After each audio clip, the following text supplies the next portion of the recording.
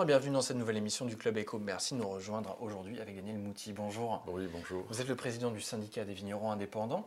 Première question, on ne peut plus simple. Expliquez-nous un petit peu le rôle de ce syndicat, qui il représente aujourd'hui et quelles sont ses missions.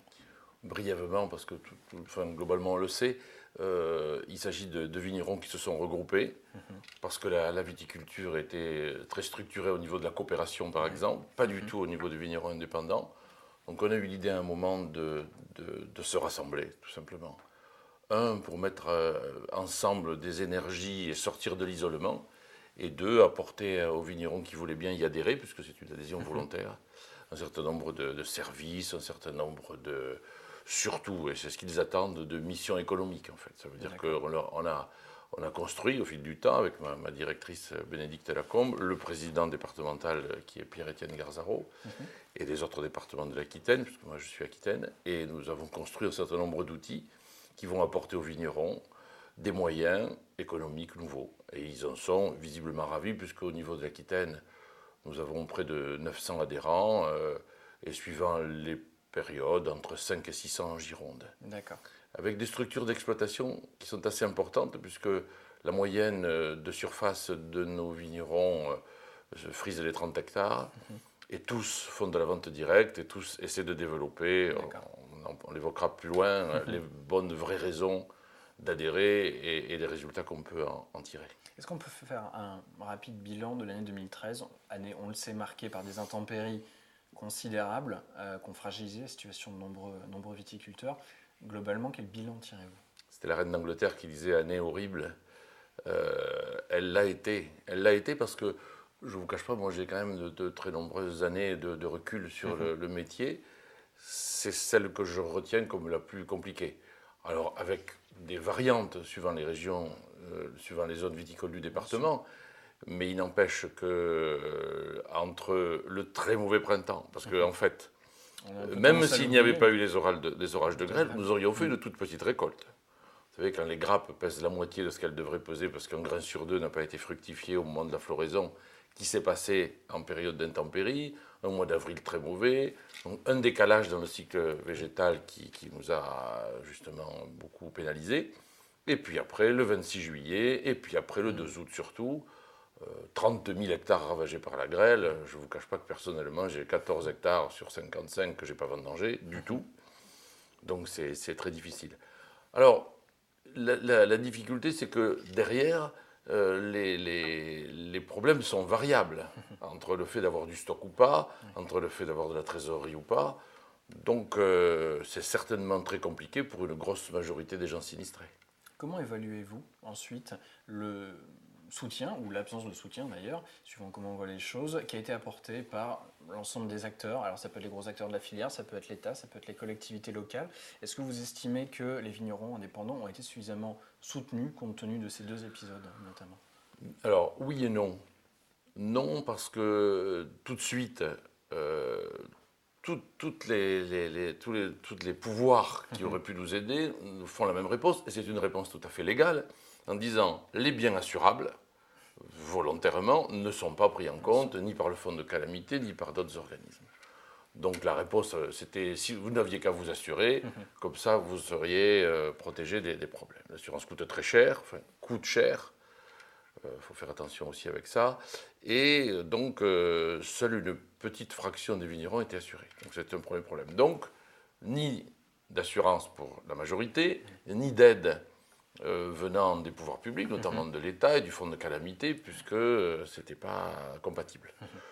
Alors après, la mobilisation a existé. On a vu nos amis de la FDSEA, nos amis de la Chambre d'agriculture, nos amis de tous les organismes se mobiliser, le conseil régional, le conseil général, mais à quelque part dans l'incapacité de venir apporter de vrais soutiens, parce que le vigneron qui fait du vrac, qui n'a pas de stock, qui vit chaque année avec sa récolte, donc en octobre, est vendu en mars-avril, celui-là, il a vendu, et pour une bonne partie, pas du tout de récolte, donc aucun moyen financier de au moins couvrir son année de récolte.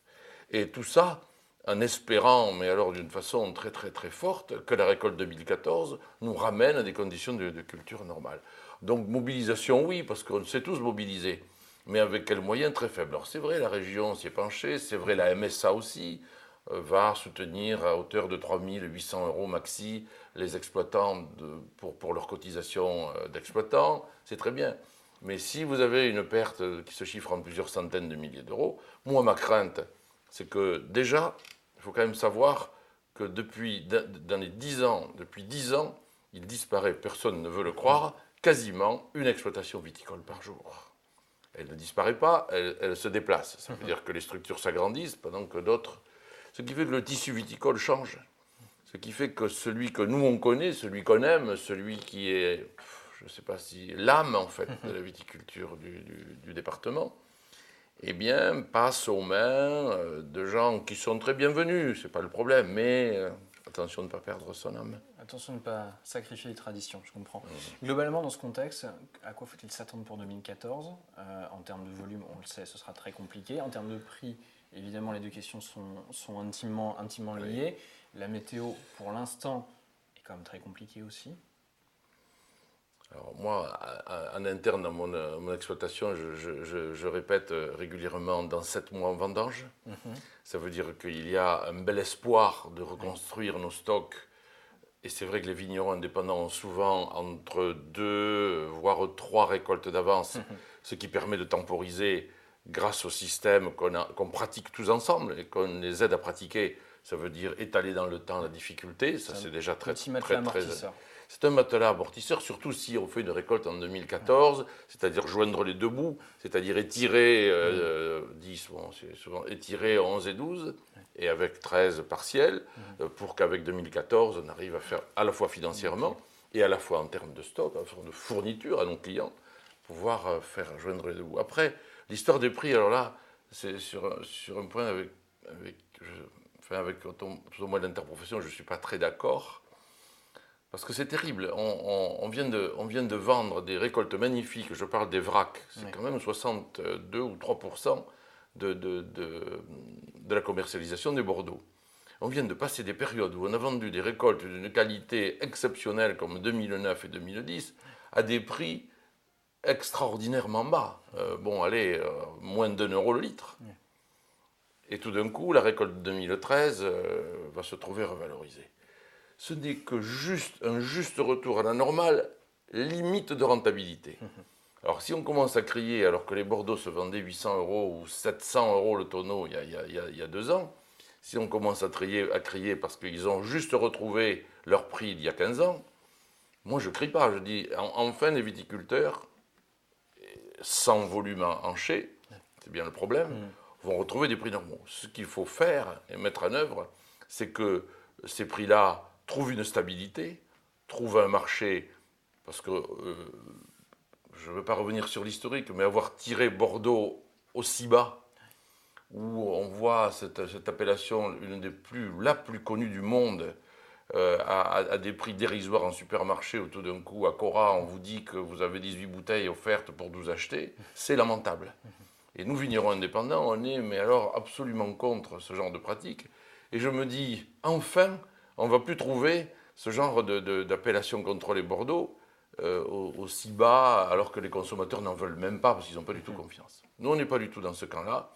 On dit Bordeaux doit retrouver sa juste place, les vignerons doivent retrouver leur juste revenu, y compris ceux qui font du vrac, et qu'on ne se mette pas à crier, que le négoce, évidemment, préfère acheter à 800 euros le tonneau plutôt qu'à 1300, je les comprends. Parce que pour un certain nombre de marques qui marchent bien, ça fait des marges. Très bien. Mais aujourd'hui, il faut que tout le monde gagne sa vie, sinon il n'y aura plus de producteurs. Donc, grave qu'on ait fait une aussi petite récolte, pourvu qu'on soit suffisamment intelligent pour stabiliser les prix aux cours qui vont s'installer ou qui sont en train de s'installer ce printemps. Moi, c'est la seule chose qui me réjouisse aujourd'hui, qu'on ne voit plus, c'est Bordeaux bradé.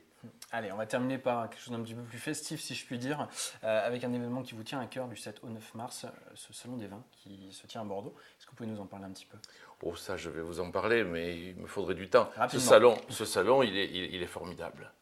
Pour quelle raison ? Un, parce que nous avons 300 vignerons venus de toute la France.